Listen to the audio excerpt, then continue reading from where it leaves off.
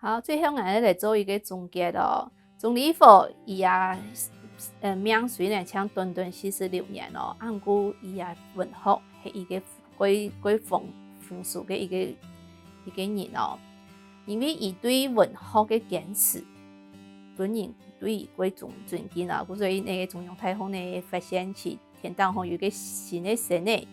小行星就用伊名来命名哦，很多钟离佛的小行星哦，也是对伊尊敬，因为伊对文学到死都还是个改伊文学哦。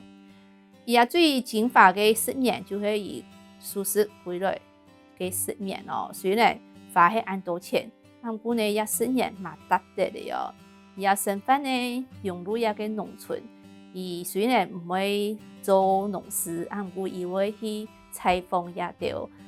农人，问沿用的生活啊，沿人用的种啊，无人用的种啊，伊会推记录下来哦。还有呢，伊写过多应该讲伊请美国多人访问一条人，记录过多一个山歌，还有童谣，还有谚语哦，一条都是伊写作的一个养分哦，伊材料哦。